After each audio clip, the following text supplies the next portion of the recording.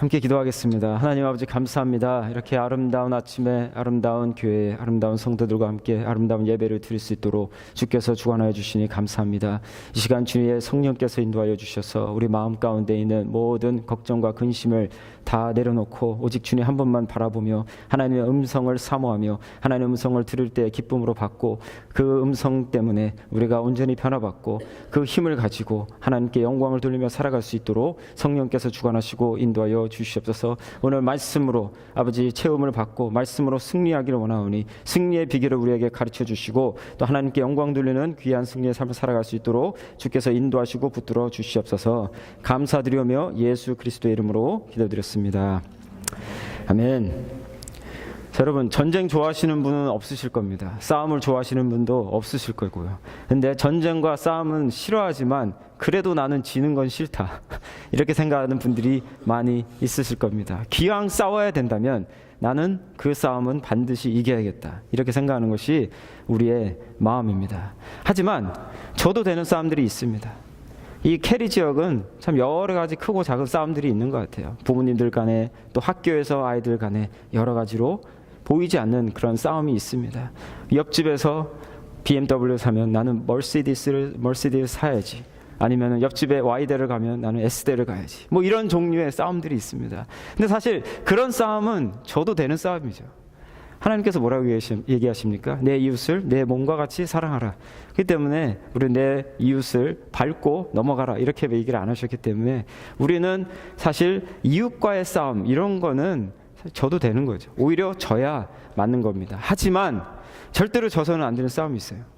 이거는 100% 이겨야만 하는 반드시 승리해야만 하는 싸움이 있습니다. 전쟁이 있습니다. 그 전쟁이 무엇입니까? 바로 영적 전쟁입니다. 영적 전쟁. 영적 전쟁은요, 누가 뭐래도 반드시 이겨야 돼요. 자, 그래서 이 영적 전쟁을 승리할 수 있는 비결을 말씀을 통해서 오늘 함께 나누고 싶습니다. 세 가지를 우리가 볼 수 있는데 영적 전쟁에서 승리할 수 있는 비결, 첫 번째가 뭐냐면 하나님의 말씀에 의해 사는 삶을 살 때, 두 번째는 하나님 말씀 아래 살 때, 그리고 세 번째는 하나님의 영광을 위해 살 때. 이렇게 세 가지, 하나님 말씀에 의해 하나님 말씀 아래 하나님의 영광을 위해 살 때 우리가 승리할 수가 있습니다. 이 승리의 모습은 오늘 예수님께서 마귀와 싸워서 이긴 바로 예수님을 통해서 우리가 배울 수 있는 거기 때문에 이건 반드시 우리가 알고 있어야 되고 또 아는 것으로 끝나는 것이 아니라 실질적으로 그렇게 해서 전쟁에서 싸워 이기는 저와 여러분이 되어야 될 줄로 믿습니다. 그래서 첫 번째, 하나님의 말씀에 의해 사는 삶을 통해서 승리하는 모습을 보겠습니다. 1절과 2절, 3절을 보시기 바랍니다. 그때 예수께서 성령에게 이끌려 마귀에게 시험을 받으러 강해로 가사 40일을 밤낮으로 금식하신 후에 줄이신지라. 시험하는 자가 예수께 나와서 이르되 내가 만약 하나님의 아들이거든 명하여 이 돌들로 떡더미가 되게 하라. 자, 예수님께서 여기서 금식을 하고 계셨죠. 자, 금식 하신 분들 많이 계신 줄 알고 있는데 저희 아버지가 목사님이신데 금식을 정말 많이 하셨어요. 금식을 밥 먹듯이 하셨는데 20일 온전한 금식을 하신 적이 있어요. 근데 그 20일 금식을 하시고 나서 제가 아직도 기억이 나는데 저희 아버지가 좀 풍채가 있으신 분인데 금식을 하시고 나서 저같이 되신 거예요. 저는 뭐 금식을 안 해도 피골이 상접한, 근데 저희 아버지가 20일 하시고 나서 저같이 진짜 피골이 상접한 모습을 보면서 아, 진짜 금식이 정말 무서운 거구나. 그러고 나서 저희 아버지가 또 70일 금식을 하신 적도 있어요. 그 온전한 금식은 하실 수가 없었고 아침과 점심을 이제 금식을 하시고 저녁은 이제 절식을 하시고 뭐 집회도 다니시고 사역을 하시다 보니까, 근데 나중에 알게 됐는데 그 70일 금식을 통해서 제가 결혼을 하게 됐더라고요. 그래서 혹시 결혼할 자녀가 있으시면 식음을 전폐하고 금식에 들어가시면 하나님께서 놀라운 역사를 주실 줄 믿습니다. 근데 금식이 쉬운 건 아니에요. 그죠? 하신 분들은 다 아시겠지만 쉬우면 다 하겠죠. 근데 쉽지 않습니다. 뭔가 마음에 간절함이 있기 때문에 또 정말 심각하게 기도할 제목이 있기 때문에 그렇게 하나님께 하나님 붙들릴 이유가 있기 때문에 그런 금식을 합니다. 근데 오늘 본문에는 예수님께서 왜 금식을 하셨는지 이유는 나오지 않아요. 하지만 분명한 것은 예수님께서 금식을 하셨다는 겁니다. 그것도 40일 동안 금식을 하셨어요. 그리고 그냥 금식 기도원에서 금식을 하신 게 아니라 광야에서, 아무것도 없는 정말로 척박한 광야에서 하셨다는 것. 이거는 정말 인간이 상상할 수 없을 정도로 가장 힘든 금식이 아니었나 그런 생각이 듭니다. 자, 그런데 중요한 것은 여기서 예수님이 뭐라 그럽니까? 금식을 하시고 나셔서 시장하셨다 그러죠. 그 얘기는 예수님이 배고프셨다는 얘기입니다. 이게 참 중요한 말씀이에요, 사실은. 우리는 뭐 당연히 밥 안 먹으면 배고프고, 예. 오늘도 저는 메타볼리즘이 심해서 지금 점심을 계속 기다리고 있는.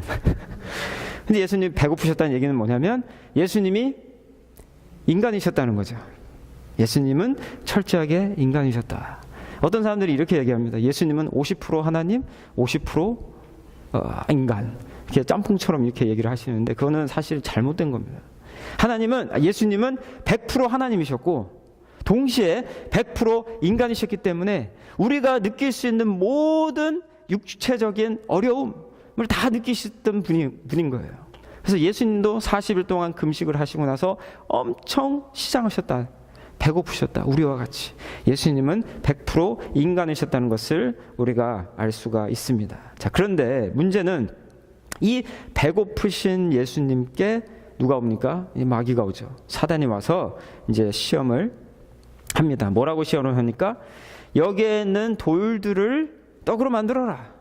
자, 그런데 광야는 우리가 생각했을 때 사우디아라비아처럼 모래밭이라고 생각할 텐데 그쪽 광야는요, 모래밭도 있지만 돌들도 많은 광야들이 있거든요. 시내산처럼. 돌들이 정말 많았을 거예요. 근데 제가 여러분께 질문을 드리는 것은 예수님이 그 돌들을 떡으로 만드실 수 있었을까요? 없으셨을까요? 아무도 대답 안 하셨다는 것은 당연히 그건 물어볼 가치도 없다. 뭐 이런 얘기겠죠. 분명히 하실 수 있죠.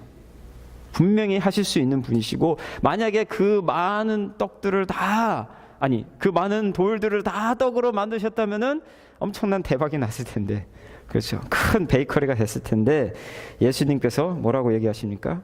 그렇게 얘기 안 하시고 4절에 보시면은 예수께서 대답하여 이르시되 기록되었으되 사람이 떡으로만 살 것이 아니요 하나님의 입으로부터 나오는 모든 말씀으로 살 것이니라 하였느니라 하시니. 예수님이 이렇게 얘기하세요. 떡으로만 살 것이 아니요. 이 말은 떡으로 살긴 살아야 된다는 거죠. 인간이니까. 하지만 떡으로만 사는 것이 아니라 그보다 더 중요한 것이 있다. 그것은 무엇이냐면 하나님의 모든 말씀이라는 거예요. 하나님의 모든 말씀으로 살아야 된다. 자, 그런데 여기서 중요한 말이 뭐냐면 중요한 단어가 모든이에요. 하나님의 한 구절로 살아야 된다. 구약으로만 살아야 된다. 이렇게 얘기 안 하시고 하나님의 모든 말씀으로 살아야 된다. 이렇게 얘기하고 있어요. 이 마태는요, 모든을 강조합니다. 마태복음 28장에서도 모든 족속으로 제자로 삼아 내가 분부한 모든 것을 가르쳐 지키게 하라. 이렇게 얘기하고 있어요. 내가 가르친 거 하나도 빼먹지 말라는 거죠.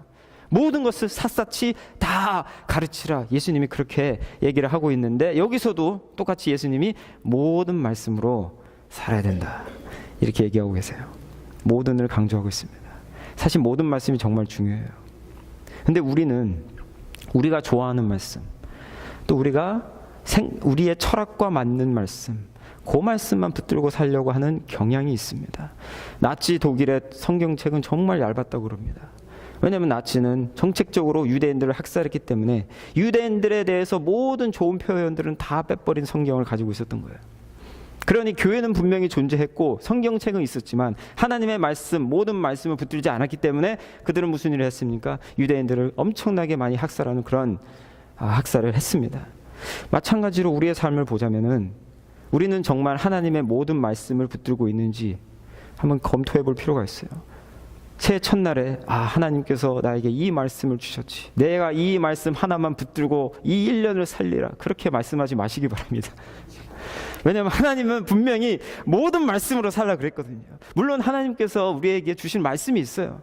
그 해 특별히 주신 말씀이 있는데 그것만 가지고 책상 앞에 딱 붙이고 사무실에 붙이고 사시면 안 된다는 얘기죠. 하나님의 모든 말씀으로 살아야 된다는 것입니다. 자, 그리고 두 번째로 중요한 단어가 뭐냐면 모든 말씀으로의 의로예요. 의로. 자, 원어로 볼 때 의로는 뭐뭇에 의해 라는 뜻을 가지고 있습니다. 뭔가에 의지해서라는 의미를 가지고 있어요. 그래서 예를 들어서 여러분이 빵으로 산다. 나는 빵으로 산다. 그러면은 빵에 의해 혹은 빵을 의지해서 산다라는 뜻이 있는 거거든요. 마찬가지로 하나님의 모든 말씀으로 산다. 그 얘기는 내가 모든 하나님의 말씀을 의지해서 하나님의 말씀에 의해 산다. 그런 뜻이 있어요. 그래서 나는 이 말씀에 의지해서 살고 있기 때문에, 말씀에 의해서 살고 있기 때문에 이 말씀이 없으면 나는 도저히 살 수 없어. 그것이 바로 하나님의 모든 말씀으로 산다는 거예요. 난 이거 없으면 안 된다는 그런 거죠. 자, 근데 여러분 무엇을 의지해서 살고 있습니까? 무엇으로 살고 계십니까? 하나님의 말씀으로 살고 계십니까? 아니면 다른 것으로 살고 계십니까? 광야의 떡, 광야의 돌로 살고 계십니까? 근데 이거를 잘 알아볼 수 있는 방법이 있어요. 뭐냐면 내가 이것 뭔진 모르지만 그것이 없으면 난 한순간도 버틸 수 없다라고 생각되시는 것이 있다면 그게 바로 여러분이 의지해서 사는 거예요. 그죠? 여러분이 3시간, 4시간 정도 컴퓨터 앞에서 인터넷을 하지 않으면 온몸에 가시가 돋치시는 분들, 인터넷을 의지해서 사시는 분들이죠. 스마트폰이 없으면 단 하루도 버티지 못하는 사람은 스마트폰에 의지해서 스마트폰으로 사는 분들이고, 또 미국 사람들 경우에는 하루에 1시간, 2시간 혹은 3시간씩 운동을 하지 않으면, 조깅을 하지 않으면 못 견디는 사람들이 있어요. 이 사람들은 운동으로 사는 사람이죠. 운동을 의지해서. 또 10분에 한 번씩 페북을 하지 않으면 입안에 가시가 돋치는 분들이 계세요. 이분들은 페북으로 사는 거예요. 여러분은 뭘로 살고 계십니까? 무엇을 의지해 살고 계십니까? 도저히 없으면 못 견디는 금단 현상이 나타나는 것들, 그것이 무엇입니까? 만약에 그것이 여러분에 있다면 바로 그게 여러분들에게 광야의 돌, 광야의 떡과 같은 것들이에요. 중요한 것은 마귀가 그걸 알고 있다는 거예요. 여러분들의 광야의 떡, 여러분들의 광야의 돌이 무엇인지 알고 있다는 겁니다. 그리고 여러분에게 와서 이렇게 슬쩍 속삭이는 거야. 특히 여러분이 광야를 걷고 있을 때, 여러분이 힘들 때 와서 이렇게 슬쩍 속삭입니다. 아, 고생도 많이 하는데 그 고생도 잊을 겸 네가 좋아하는 떡 좀 먹어봐. 그 떡 좋아하잖아. 너 운동 좋아하잖아. 너 인터넷 좋아하잖아. 너 그 책들 좋아하잖아 하면서 여러분이 좋아하고 필요로 하는, 없으면 못 사는 그 떡을 가지고 여러분을 유혹을 해요. 그 떡이 나쁘다는 게 아니에요. 문제는 그걸 가지고 유혹을 한다는 거죠. 그때 여러분이 해야 될 질문이 이것입니다. 내가 이 떡으로만 사나? 내가 이 떡으로 사나? 나는 하나님의 모든 말씀으로 살아야 해 라고 분명하게 말씀하실 수가 있어야 되는 겁니다. 자, 그래서 떡보다 중요한 이 하나님의 말씀, 이 하나님의 모든 말씀으로 살아야 되는 것, 이것이 우리가 해야 되는 건데, 문제는 오늘날 많은 기독교인들이 하나님의 말씀으로 살고 있지 않다는 거예요. 성경은 가지고 다녀, 옆에. 근데 하나님의 말씀으로 살고 있지 않다는 겁니다. 통계가 나왔는데, 이게 미국 사람들의 통계니까 우리나라 사람들의 통계는 하고는 다르기를 바랍니다. 그런데 미국 기독교인들 중에 10%가요 성경을 한 번도 안 읽어봤대요. 저는 이해가 안 가요. 성경을 어떻게 한 번도 안 읽고 기독교인이 될 수 있는가. 그리고 기독교 교회 다니는 사람들 중에 10%만 성경을 한 번 통독을 했다, 한 번 이상 통독을 했다 그럽니다. 그리고 50%의 기독교인들은 성경 몇 줄 또 몇몇 이야기만 알고 있다 그래요. 그러니까 많은 사람들이 성경을 읽지도 않고 관심도 없다 그럽니다. 그 여러 가지 이유를 댑니다. 나 오늘 너무 바쁘고 뭐 성경 읽을 시간이 어딨니? 막 이러죠. 미국에서는 아이들보다 부모님들이 더 바쁘잖아요. 예. 그리고 저녁에 아이들 뭐 학교 방과 후 활동 데려다니고 막 이러잖아요. 저도 아이들이 많다 보니까 이게 도로에서 보내는 시간이 차로 시작해서 차로 끝나더라고요. 하루에. 제 주소가 I-540가 아닌가, 그 정도로 너무 이게 시간을 이 길에서 많이 보내다 보니까 이게 진짜 장난이 아니구나, 그런 생각이 드는 거예요. 뭐 저에게만은 아니지 않겠습니까? 여러분들도 아마 다 공감하는 부분들이 아닐까 싶습니다. 한국에서는 아이들이 많이 바쁩니다. 아침 일찍 나와서 학교 후에 학원도 가고 밤에 또 늦게 들어오고, 직장 생활하시는 분들 마찬가지고, 일주일에 60시간, 70시간 일하는 건 기본이고, 뭐 미팅들은 또 왜 이렇게 많은지. 저도 한 달에 한 4,000마일 모는 것 같아요. 제 일이 컨설팅 하는 일이다 보니까 사람들 많이 만나고 그러다 보니까 뭐 진짜 도로가 제 집이에요. 예. 그런데 어쩌다가 우리가 이렇게 바쁘게 됐습니까? 비지해졌는지 모르겠어요. 비지가 무슨 뜻인지 아십니까? B-U-S-Y, being under Satan's yoke. 아무런 반응이 없으시네요. 왜 이렇게 우리가 바빠졌는지. 근데 저마다 이유가 있어요. 바쁜 이유가 있습니다. 근데 그 바쁜 이유를 가만히 들여다보면 그 사람이 뭐를 의지하고 있는가, 그 사람이 뭐로 살고 있는가, 그게 다 드러나는 거거든요. 나는 직장 없이는 살 수 없어. 나는 우리 아이들 없으면 살 수 없어. 나는 건강한 몸 없으면 살 수 없어. 나는 좋은 성적 없으면 살 수 없어. 까짓 거 하나님 말씀 없어도 살 수는 있는데 요것들은 내가 안 돼. 이런 것들이 우리가 말은 안 하지만 은연중에 우리의 삶 속에서 나타나면서 그게 바쁨으로 나타나는 거거든요, 사실은. 근데 그게 말은 안 하지만 내가 이걸로 살고 있다는 거거든요. 나는 우리 아이들로 살고 있고, 나는 우리 직장으로 살고 있고, 나는 건강한 몸으로 살고 있고, 나는 좋은 성적으로 살고 있지, 굳이 하나님의 말씀으로는 안 살고 있어, 이 얘기거든요. 교회는 다니고 있어요. 무슨 이유인지 모르지만 교회는 다니고 있고, 그런데 말씀으로 살고 있지 않다는 거예요. 중요한 건 뭐냐면 말씀으로 살지 않으니까 영적 전쟁에서 지고 있는 거예요. 저도 되는 전쟁은 계속 막 싸워서 이기려고 그래요. 이웃을 자꾸 발로 밟고 나가서 이기려고 해. 근데 진짜 지면 안 되는 영적 전쟁은 계속 지는 거예요. 하도 지다 보니까 자기가 지는지도 몰라요. 하나님의 말씀으로 살아야 되는데, 그것도 모든 말씀으로 살고 있지 않기 때문에 지고 있는 것들을 많이 보게 됩니다. 그래서 우리는 깨어 일어나야 돼요. 내가 영적 전쟁에서 다른 것들을 물고 그것으로 살고 있다면, 아뿔싸 내가 지금 지고 있구나, 일어나야 됩니다. 그리고 하나님의 말씀으로 살아야 되는 거예요. 하나님의 입에서 나오는 모든 말씀으로 반드시 살아야 우리가 이길 수 있는 겁니다. 그래서 저희는 저 교회 페북에다가 매일마다 아침마다 읽어야 되는 분량의 말씀을 올려요. 그걸 다 읽으면 통독이 되는 거거든요, 1년에. 그래서 최소한 그 10%를 벗어나야 되는 거 아니겠습니까? 제 개인적으로는 하루에 한 구절씩 꼭 암송을 해요. 왜냐하면 하나님의 말씀 그냥 보는 걸로 끝나는 거 아니라 암송해서 그 말씀을 순종해서 내가 이 말씀으로 살아야 되기 때문에 그 절박함을 가지고 그렇게 합니다. 굳이 남이 시키지 않아도. 그리고 매일같이 가족과 함께 가족 예배를 드리면서 우리 아이들, 저뿐만 아니라 우리 아이들도 하나님의 모든 말씀으로 살 수 있도록 그렇게 끈질기게 노력을 하는 거예요. 왜냐하면 말씀이 없으면 우리는 살 수가 없기 때문에, 그리고 이길 수가 없기 때문에. 그래서 하나님의 모든 말씀으로 사는 것, 그게 첫 번째 승리의 비결이에요. 하나님의 모든 말씀에 의해 사는 삶. 자, 두 번째 승리의 삶의 비결은 뭐냐면 말씀 아래에 사는 삶이에요. 하나님의 말씀 아래에 사는 삶. 자, 5절을 보시기 바랍니다. 이게 뭐냐면 하나님 말씀에 순종하는 삶이에요. 나를 하나님 말씀 밑에다 두고, 그리고 하나님 말씀에 순종하는 삶입니다. 5절 6절. 이에 마귀가 예수를 거룩한 성으로 데려다가 성전 꼭대기에 세우고 이르되 내가 만일 하나님의 아들이어든 뛰어내리라. 기록되었으되 그가 너를 위하여 그의 사자들을 명하시리니 그들이 손으로 너를 받들어 발이 돌에 부딪히지 않게 하리로다. 이렇게 얘기하고 있습니다.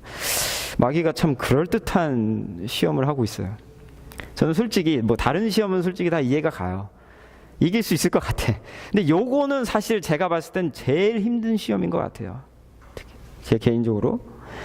예수님의 능력과 권세를 시험하는 그런 이제 시험입니다. 자, 그런데 이 시험을 보면은 그렇게 나쁜 시험 같지 않지 않습니까?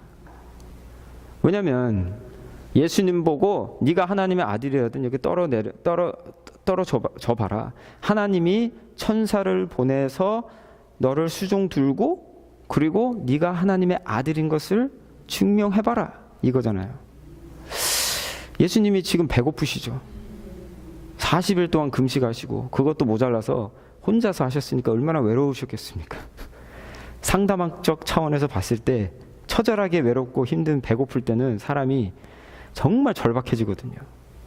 그래서 이 천사들을 다 불러서 수종드는 것, 그 얼마나 참 이게 달콤한 유혹인지 몰라요. 거기다가 내 앞에 바로 적이 있잖아요. 마귀가 딱 있는데 그 마귀 앞에서 내가 하나님의 아들이야라고 딱 증명을 하는 거잖아요. 멋있게.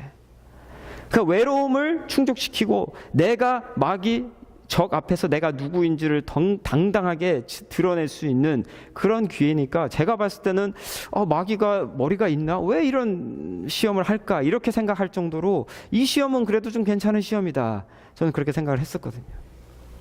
근데 이게 제일 무서운 시험이에요.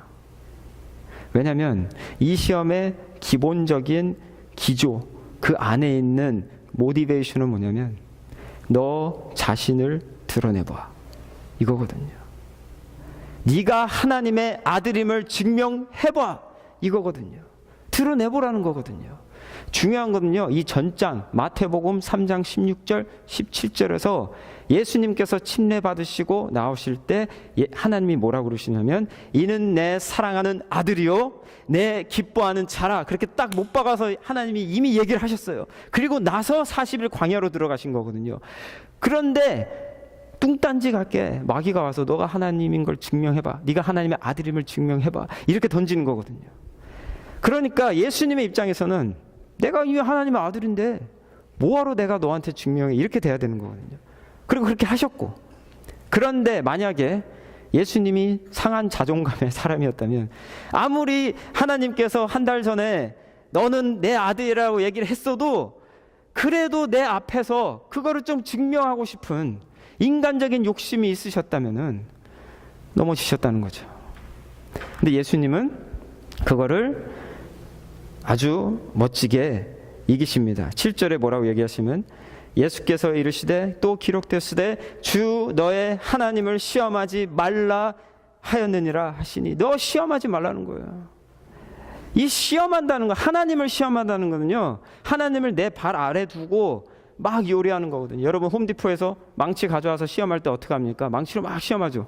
망치가 나를 시험합니까? 아니죠. 내가 망치를 시험해 보는 거죠. 그것처럼 하나님, 그래 하면 내가 하나님이랑 망치를 한번 뚝딱뚝딱 해서 내가 하나님의 아들임을 증명해 보자, 이거거든요. 이게 얼마나 참 교묘합니까? 근데 우리가 이거 얼마나 많이 하고 있는 줄 알아요? 이 시험에 얼마나 많이 넘어가고 있는지 압니까?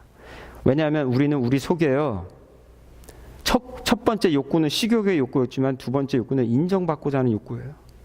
내가 누군지 나의 가치를 드러내고자 하는 그런 욕구가 누구에게나 다 있습니다. 근데 그게 신앙생활로 연결이 되면 어떻게 되는지 아십니까? 하나님을 이용해서 내 가치를 증명해보자, 하나님을 이용해서 내가 누군지 내 존재를 한번 드러내보자, 그런 욕구가 있다는 거예요. 그런 시험이 있다는 겁니다. 우리가 이민 생활에서 얼마나 힘듭니까?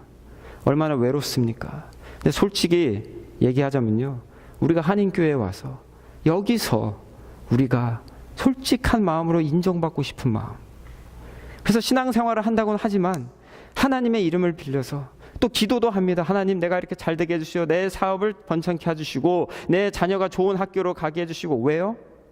내 사업이 잘 돼서 그래도 다른 사람들이 나를 좀 우러러 볼 수 있도록, 내 아이가 학교를 잘 가서 그래도 다른 사람들이, 내 이웃이 나를 좀 인정할 수 있도록, 그 인정받고자 하는 마음이 우리 마음 기저에 깊은 곳에 있지 않습니까? 우리가 말은 않지만 우리의 기도를 잘 들여다보면 하나님을 이용해서 우리의 가치를 증명하고 하나님의 영광이 아니라 나의 영광을 드러내고자 하는 그런 기도를 얼마나 많이 하고 있습니까? 저도 마찬가지예요. 저도 그런 기도 얼마나 많이 했는지 모릅니다. 제가 왜 목사가 됐을까? 제가 왜 이렇게 사역을 하고 있을까? 정말 하나님의 영광을 위해서 하고 있을까?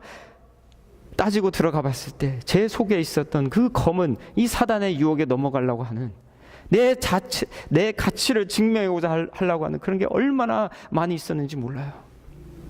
제 페북 친구는요, 라이크를 안 하면은 절교를 해버립니다.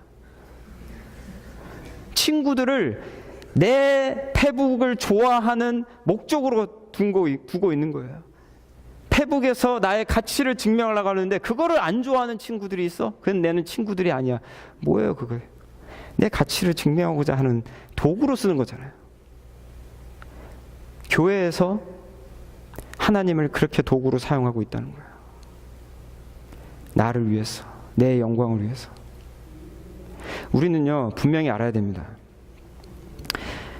하나님은 우리의 종이 아니에요. 우리가 하나님의 종이에요. 하나님이 우리 주님이십니다. 우리가 하나님의 말씀을 막 요리하는 게 아니라 우리는 하나님 말씀 아래 하나님 말씀을 순종해서 그렇게 살아야 되는 거예요. 그게 바로 하나님이 우리를 디자인하신 우리의 모습이고, 그렇게 살 때 우리 마음 가운데 진정한 기쁨과 즐거움이 있는 거예요. 하나님의 말씀 아래에 살아야 되는 겁니다. 이게 아무리 힘들어도, 내 생각과 맞지 않아도 하나님 뜻 아래 사는 삶, 그래야 승리할 수가 있습니다. 제가 작년 2018년 여름에 한국을 갔습니다. 저희 장모님 칠순이시라 갔죠. 근데 꽤 오래 있었습니다. 근데 7월 중순쯤에 이제 미국을 다시 오는데 이렇게 발이 안 떨어지는 거예요. 한국에서 오는데. 제가 미국에 산 지가 이제 19년째거든요. 꽤 오래 살았죠. 그리고 저희가 집이 있고 저희 아이들이 이제 다 여기 있고, 이번에 너무 힘든 거예요. 미국에 오는데. 물론 이제 한국 음식을 좋아하는 게 있고 또 한국 문화를 좋아하는 게 있고, 그러니까 뭐 당연히 힘들죠. 근데 그거보다 더 깊은 이유가 있습니다. 왜 힘들었는지. 저희 부모님이 연로에 가시는데 저 위에 누나가 한 명 있거든요. 1살 위, 연년생. 근데 저희 누나가 정신지체예요. 정신지체 1급입니다. 화장실 혼자 못 가요. 누구 도움을 받아야지 갈 수가 있습니다. 근데 저희 부모님이 저희 누나를 테이크케어를 하시면서 하는데, 저희 부모님이 이제 연로에 가시니까 언제 허리가 휘어지실지 모르는 거거든요. 그런데 누나는 도움이 필요하고, 오히려 저희 누나가 정상이어서 우리 부모님을 봉양을 할 수 있으면 얼마나 좋겠습니까? 근데 그게 안 되는 거죠. 그리고 부모님이 또 누나를 하기가 쉽지가 않고, 그래서 부모님과 누나를 봉양할 수 있는 사람이 만마일 떨어져 있는 저밖에 없는 거예요. 근데 부모님한테 무슨 일이 생기고 저희 누나한테 무슨 일이 생기면 당장 달려갈 수가 없잖아요. 여러분 잘 아시잖아요. 네? 옆에 나라도 아니고. 너무 답답한 거예요. 막 가슴이 막 미어지는 거예요. 그래서 제가 미국에서 뭘 하고 있나, 제가 부모님 옆에서 봉양을 해야 되는데 누나가 이런 상황인 줄 알면서도 같이 옆에 있지 못하는 제 자신이 너무나 밉고 한심한 거예요. 부모님한테 말도 못 하잖아요. 그거는 저 혼자 끙끙 앓면서 막 비행기에서 눈물을 흘리면서 왔어요. 미국에 와서도 너무 답답한 거예요. 그래서 막 기도하기 시작합니다. 하나님 제발. 그래서 이게 제 기도 제목 1번이 됐어요. 정말 간절히 기도했어요. 제가 뭐라고 기도했냐면, 하나님 제발 저에게 잡을 주세요. 물론 여기 잡이 있지만 한국과 미국을 연결할 수 있는 잡을 주세요. 그래서 제가 한국에 좀 더 자주 갈 수 있도록 그런 길을 제발 열어주세요 라고 간절히 기도했어요. 그러다 보면 자연스럽게 한국에 아예 가서 살 수 있지 않을까. 그래서 부모님 옆에서 부모님 봉양하고 저희 누나를 테이크케어 할 수 있는 그런 길이 자연스럽게 열리지 않을까, 그런 생각을 하면서 정말 간절히 제가 기도했습니다. 한 4개월 정도 매일매일 8월부터 시작해서 11월까지 기도하는데, 11월에 하나님께서 제 마음 가운데, 기도 가운데 그 기도를 그만두라고 그렇게 얘기하시는 거예요. 한국과 미국을 연결하는 기도를 그만두라는 거예요. 저는 그게 이해를 할 수가 없었어요. 아니, 이 기도가 잘못됐습니까? 하나님 제 상황 잘 아시잖아요. 한국과 미국을 연결하는 제 이 작은 소망, 이거 왜 하나님 고만하라고 하십니까? 하나님이 저에게 주시는 말씀이 마음 가운데 뭐라 그러시냐면 한국과 미국을 연결한 기도를 하지 말고 천국과 이 땅을 연결한 기도를 하라. 그 말씀을 딱 주시는 거예요. 제가 그때 얼마나 울었는지 몰라요. 제가 하나님의 뜻을 잠시 잊어버리고 있었어요. 제가 12월 24일 2000년도에 15일 전이었거든요. 미국 오기. 그때 하나님이 저한테 선교라는 말씀을 주셨어요. 저는 깨달았어요. 미국에 저를 선교사로 보내셨구나. 그래서 첫 15년은 인터내셔널 학생들을 위해서 사역하고, 지금은 난민들을 위해서 사역을 하고 있어요. 모든 족속으로 제자를 삼아 아버지, 아들과 성령의 이름으로 침례를 주고, 그 말씀을 붙들고 이들에게 복음을 전하는 그런 삶을 살고 있었고, 그런 사역을 계속하고 있었고, 그런데 잠시 제가 제 부모님의 모습과 저의 가족을 보면서 그 하나님이 원래 주셨던 꿈을, 그 뜻을 잠깐 내려놓고 제 뜻을 먼저 드러내놓고 하나님한테 기도를 했던 거예요. 그때 하나님이 저에게 주신 말씀, 기억하라는 거죠. 내가 너를 부른 나의 뜻을 기억하라. 그 말씀을 받고 나서 제가 기도를 바꿨어요.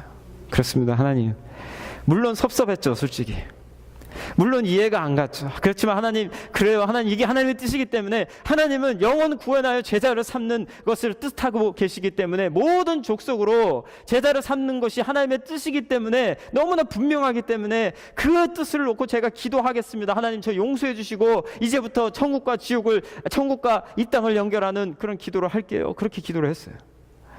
그 이후에 하나님이 그렇게 인도를 계속 하시고, 또 믿지 않는 모슬렘이나 힌두 그런 사람들을 주님께로 인도할 수 있는 그런 기회를 계속 주시고 그러셨어요. 하나님의 뜻, 우리는 하나님의 말씀 아래에 살아야 되는 거거든요. 우리 생각과 우리의 뜻, 그게 아무리 좋을지라도, 아무리 고상할지라도 그것을 하나님의 뜻 위에다 두는 순간 우리는 영적으로 질 수밖에 없는 거예요. 하지만 우리의 상황이 아무리 힘들다 할지라도 하나님의 말씀을 그 위에 두고 하나님 말씀 아래 철저히 순종하는 기도를 할 때 하나님이 반드시 우리로 하여금 승리하게 하십니다. 그게 어려워요. 쉽지 않아요. 저도 너무 힘들었어요. 하지만 그렇게 할 때 승리를 할 수 있습니다. 근데 정말 하나님이 신기한 게요, 제가 그렇게 한국과 미국을 연결하게 해달라고 제가 제 뜻을 놓고 하나님 뜻을 뒤로 두고 제 뜻을 앞에다 두고 기도했을 때는 아무런 응답이 없으셨는데, 이걸 바꿔서 하나님의 뜻을 앞에다 두고 하니까 그때 몇 개월 있다가 하나님이 한국과 미국을 연결하는 그 기도를 응답을 하시더라고요. 너무 신기했어요. 너무 감사했어요. 하나님 우리 필요를 아세요. 좋으신 하나님. 근데 우리가 우리 필요를 하나님의 뜻 앞에 둘 때는요, 그건 하나님의 뜻을 거스리거든요. 근데 우리가 하나님의 뜻을 앞에 두고 하나님의 뜻을 위에 두고 우리의 뜻을 하나님 앞에서 양보할 때 하나님이 우리가 필요한 것까지 다 들어주시는 거예요. 자세한 얘기는 안 하겠지만 심지어 3가지로 하나님이, 이런 일은 처음이에요. 정말 제가 생각지도 못한. 그래서 하나님의 뜻을 우리가 위에 두고 그렇게 살 때 우리가 승리할 수가 있습니다. 3번째, 마지막이요. 하나님의 영광을 위한 삶. 첫 번째는 하나님 말씀에 의해, 두 번째는 하나님 말씀 아래. 그렇게 살 때 우리가 승리하고, 3번째, 하나님의 영광을 위해. 그렇게 살 때 우리가 승리할 수 있습니다. 8절 9절 보시기 바랍니다. 마귀가 또 그를 데리고 지극히 높은 산으로 가서 천하만국과 그 영광을 보여 이르되 만일 내게 엎드려 경배하면 이 모든 것을 내게 주리라. 자, 이렇게 얘기하고 있습니다. 마귀가 예수님을 어디로 데려갑니까? 지극히 높은 곳으로 가죠. 지금도 비싼 집들은요, 산 위에 있습니다. 그죠? 높은 데 있죠. 저희 집은 낮은 데 있습니다. 참고들. 높은 데 있는데 왜 그렇습니까? 높은 데서 이렇게 딱 보면은 경치가 좋잖아요. 뷰가 얼마나 좋습니까? 세상의 영광을 다 볼 수가 있습니다. 제가 하와이에서 3개월을 산 적이 있었거든요. 근데 그때 이런 찬양이 저절로 나오더라고요. 이 산지를 내게 주소서. 너무 아름다우니까 막 갖고 싶은 거예요. 막. 그런데 하와이도 아니고 이 모든 세상 만국의 영광을 지금 마귀가 다 준다는 거예요. 근데 그 방법이 어렵지가 않아요. 너무 쉽습니다. 뭐라고 나와 있습니까? 내게 한 번만 절해.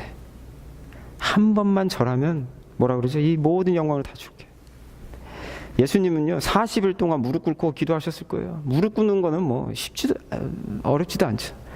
마귀한테 그 한 번만 절하면은 이 모든 영광을 다 준다는 그런 약속을 받고 있는 것입니다. 그런데 예수님이 뭐라고 멋지게 그것을 물리치십니까? 멋지게 유혹을 물리치십니까? 10절을 보시면 이에 예수께서 말씀하시되 사탄아 물러가라 기록되었으되 주 너의 하나님께 경배하고 다만 그를 섬기라 하느니라. 다만 그를 섬기라.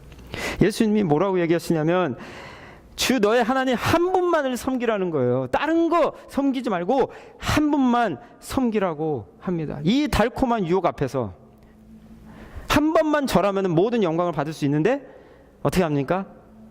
그 마귀에게 절하지 않고 하나님 한 분만을 섬기라고 예수님이 그렇게 얘기하고 있습니다. 자, 그런데 여러분한테 질문하고 싶은 것은, 여러분이 하나님 한 분만을 섬기고 하나님 한 분께만 경배를 드렸을 때 하나님이 여러분에게 세상의 모든 아름답고 세상의 모든 영광을 여러분에게 주십니까? 또 그렇게 약속하십니까? 안 그러죠? 오히려 또 그 반대인 것 같아요. 너희가 나로 인하여 핍박을 받으리라. 너희가 나를 인하여 버림을 받으리라. 오히려 이런 무서운 말씀을 하고 계세요. 자, 그러면 여러분 솔직하게 지금 마귀가 여러분에게 네가 나한테 절하면은 내가 이 세상 네가 가지고 싶은 거 모든 거 다 줄게. 그리고 하나님이 너는 나만 섬겨라. 그렇지만 너 나 때문에 핍박받을 거고 나 때문에 힘들 거야 라고 얘기를 하세요. 여러분 솔직하게 뭘 선택하시겠습니까? 자, 굳이 손들라면 얘기는 하겠지만 정신이 있는 사람이면, 제대로 IQ가 있는 사람이면 당연히 사자를 택하겠죠. 왜냐하면 그게 쉽고 그게 우리가 원하는 것이니까. 근데 여러분 잘 아시다시피 정말 극소수의 사람들만 고생길이 확 펼쳐 있음에도 불구하고 핍박을 받는다고 분명히 하나님의 말씀하고 계심에도 불구하고 하나님의 말씀은 결코 헛되이 돌아오지 않고 반드시 이루어질 거라는 걸 알고 있음에도 불구하고 하나님을 굳이 선택을 한다는 거죠. 여러분 다 그렇게 선택하셨을 줄로 믿습니다. 질문은 왜 근데 굳이 왜 굳이 힘들 걸 알면서도, 왜 굳이 핍박받을 걸 알면서도 왜 굳이 예수님을, 하나님을 선택하냐 이 말이죠. 쉽게 갈 수 있는데도 불구하고, RTP에 이렇게 똑똑하신 분들이 많음에도 불구하고 하심에도 불구하고 왜 굳이 예수님을 택하느냐. 물론 겉으로 보이는 게 좋을 수 있지만 저는 여러분이 굳이 하나님을 택하신 이유는, 힘듦에도 불구하고 그 이유는 한 가지라고 생각해요. 바로 하나님만이 유일한 진리이시고 또 하나님만이 유일한 영생이시기 때문에, 참 삶이시기 때문에, 그거 하나 때문에 보이지 않아도 하나님을 선택하신 줄로 믿습니다. 아무리 이 세상의 영광이 아름답게 보인다 할지라도 여러분은 하나님만이 진리이시고 생명이시라는 걸 믿기 때문에 선택을 하신 줄 믿어요. 근데 사실 세상 영광이 아름답지만요, 정말 한시적입니다. 제가 미국에 만 18년 살고 19년째 살고 있는데, 첫 15년은 계속 이제 뭐 아파트, 뭐 렌트 이러면서 계속 그렇게 살았어요. 그러다가 3년 전에 처음으로 집을 샀습니다. 그리고 새 집을 샀어요. 요즘에 집 건축을 많이 하고 있으니까 너무 신이 나는 거예요. 아, 드디어 이제 우리 집이 생겼구나. 저희 와이프는 정말 너무 고대하고 기다리던 그 집을 사니까 얼마나 기뻤겠습니까? 그래서 진짜 아이들 학교보다 홈디포와 로우스를 더 많이 갔던 것 같아요. 거의 매일 출근하다시피 하면서 거기서 이것도 사고 저것도 사고 그러면서 막 집안을 막 꾸미기 시작하는 거예요. 여기저기 꾸미고 신이 났죠. 근데 작년 3월에 저희 동네에 강풍이 불었어요. 비바람과 이 토네이도가 갑자기 확 불어오면서 정말 무서웠습니다. 그래서 자고 있는데 아침 새벽 한 5시 정도에 번개가 확 치는 거예요. 근데 얼마나 번개가 세게 치는지 자다가 깬 거죠. 그러니까. 근데 더 무서운 거는 번개가 딱 치고 나서 그 다음에 또 한 0.1초 만에 또 다른 소리가 막 나는데, 이거는 번개 소리가 아닌 거예요. 이거는 이거 무슨 소리지? 막 깨름직한 소리. 이거 정말 기분 나쁜 소리. 번개 소리는 아닌데 보니까 번개를 맞고 나무가 부지끈 확 잘라지는 소리인 거예요. 순간적으로 제 섬찟한 생각이, 우리 집 나무구나. 그런 생각이 막 나는 거예요. 근데 새벽 5시고 3월이니까 껌껌하잖아요. 그냥 안 보여요. 그래가지고 이제 1시간을 막 조마조마하면 기다렸다가 이제 6시 이제 햇빛이 딱 칠 때 두근두근 하는 마음으로 커튼을 쫙 여는 순간, 아니나 다를까 우리 집 뒷집 그 뒤에 이 야드에 큰 나무가 저희 집으로 확 쓰러진 거예요. 제 지붕으로. 그래가지고 딱 쓰러지고 나서, 쓰러지기만 하면 좋은데 구멍이 확 튼 거예요. 지붕에. 그때 제가 순간적으로 든 생각이 뭐냐면, 빨리 이 집을 탈출해야 되겠다. 그때부터는 집이 아닌 거예요. 2년 동안 밥 먹듯이 홈디포를 들락날락하면서 그 수많은 데코레이션을 해가지고 이 집을 궁전처럼 만들고자 했었던 그 모든 노력과 이게 한순간에 다 물거품으로 가면서 집이 아니라 이거는 빨리 도망쳐 나가야 되는 애굽이 돼버린 거예요, 집이. 그러면서 제가 그때 얼마나 마음 가운데 깊게 사무치게 깨달았던 게 뭐냐면, 이 세상의 집은 영원하지 않구나. 우리 몸도 그렇구나. 우리가 보고 있는, 우리가 사모하고 있는 그 모든 영광과 그 모든 아름다운 것들이 한순간에 하나님이 불어버리시면 이렇게 쓰레기로 바뀌는구나. 그거를 제가 어렵게 깨달았어요. 경험으로. 너무 사실적으로 와닿은 거예요. 그렇게 공들였던 모든 것들이 한순간에 그렇게 무너질 수 있다는 거예요. 여러분 아시잖아요. 아무리 우리가 이 땅에서 그렇게 열심히 우리를 치장해도 하나님이 한 번에 불어가시면 아무것도 아니라는 거야. 사단이 주는 유혹도 그렇습니다. 네가 나한테 한 번 절하면은 내가 이 모든 것 다 줄게. 그래서 절에서 받았다고 칩시다. 근데 그 다음에 하나님이 한 번 불어버리시면 어떻게 됩니까? 끝나는 거죠. 근데 우리 하나님은요, 겉으로는 안 보여요. 막 이렇게 보이는 게 없으니까 너무 이렇게 좀 환상적인 것 같고 잡히는 게 없으니까 감이 안 잡혀요. 그렇지만 하나님은 진리이시고 하나님은 영원한 분이시고 이 모든 천둥 번개로 이 세상이 모두 다 없어질다 할지라도 하나님의 말씀은 영원히 서서 결코 헛되이 돌아오지 않으시는 영원하신 하나님, 생명의 하나님이시라는 것을 우리가 분명히 알고 그분을 따르기로 믿고 하나님의 영광을 위해서 살 때 우리가 마귀의 유혹을 이기고 영적 전쟁에서 승리할 수가 있는 것입니다. 다윗이 이런 고백을 합니다. 시편 27편 3절로 4절에서 군대가 나를 대적하여 진칠지라도 내 마음이 두렵지 아니하며 전쟁이 일어나 나를 치려 할지라도 나는 여전히 태어나리로다. 내가 여호와께 바라는 한 가지 일 그것을 구하리니 곧 내가 내 평생에 여호와의 집에 살면서 여호와의 아름다움을 바라보며 그의 성전에서 사모하는 그것이라. 다윗이 이렇게 고백하고 있어요. 다윗은 왕이에요. 남들이 다 부러워하는 그 궁전에 살고 있으면서도 궁전이 눈에 안 들어오고 여호와의 집에 살고 싶다는 거예요. 그리고 그거보다 더 중요한 것은 여호와의 아름다움을 바라보며 살고 싶다는 거예요. 그게 그가 바라는 유일한 한 가지였어요. 여호와의 아름다움을 바라보면서. 근데 다윗이 지금 힘들었거든요. 주위에 대적들이 진을 치고 있거든요. 적들이 너무 많았거든요. 그럼에도 불구하고 이 적들을 다 치워주시옵소서, 하나님 나를 승리하게 해주시옵소서, 이게 이렇게 기도 안 하고 여호와의 아름다움을 바라보게 하시옵소서 이렇게 기도하고 있어요. 여호와의 아름다움을 바라보니까 주변에 적들이 똑같이 있어요. 적들이 안 보이는 거죠. 그리고 하나님의 아름다움을 바라보면서 마음이 여전히 태어난 거예요. 마음이 평안한 거예요. 이게 이긴 모습 아닙니까? 이게 이긴 자의 모습 아닙니까? 여러분, 우리는 다 적이 있어요. 우리는 우리 안에 크고 작은 적들이 다 있어요. 근데 우리는 너무나 그 적에 포커스를 두고 있어요. 이 적도 있고 저 적도 있고 저 적도 있고 이 적들만 보다 보니까 심령이 막 메말라 들어가면서 마음이 상하면서 막 지는 거예요. 교회 다녀도 힘든 거예요. 그런데 그 적들을 치워달라고 얘기하기 전에 하나님, 나는 하나님의 영광만 바라보고 살고 싶습니다. 하나님의 아름다움을 내게 보여주시옵소서라고 하나님한테 집중하는 순간 똑같이 적들이 있는데 적들의 수가 늘어날 수도 있는데 그 적들이 안 보이기 시작해요. 하나님만 보이기 시작해요. 그때 여러분에게 나타난 축복이 뭔지 아십니까? 마음이 태연해져요. 마음이 기쁨이 와요. 마음이 즐거움이 있어요. 하나님 마음에 합해지게 되는 거예요. 그게 승리입니다. 적들이 없는 게 승리가 아니에요. 적들이 있음에도 불구하고 마음이 태어난 게 승리입니다.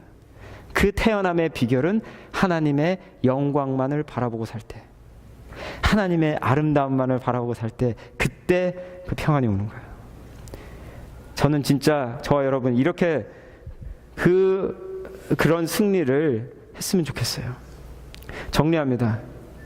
하나님의 말씀에 의해, 하나님의 말씀 아래, 하나님의 영광을 위해 그렇게 살 때 저희가 정말로 진정으로 승리하며 살 수가 있는 거예요. 져도 되는 싸움은 지세요.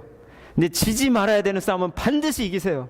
하나님의 말씀에 의해 하나님의 말씀 아래 하나님의 영광을 바라보는 삶을 삶으로 그렇게 승리하시는 저와 여러분 되시기를 주님의 이름으로 축원합니다. 기도하겠습니다. 하나님 감사합니다. 우리 승리하기를 원합니다. 승리할 수 있도록 도와주세요. 하나님의 말씀에 의해 하나님의 말씀 아래 또 하나님의 영광만을 바라보면서 살면서 승리하는 우리가 될 수 있도록 주님 도와 주시옵소서. 감사드리오며 예수 그리스도의 이름으로 기도드렸습니다.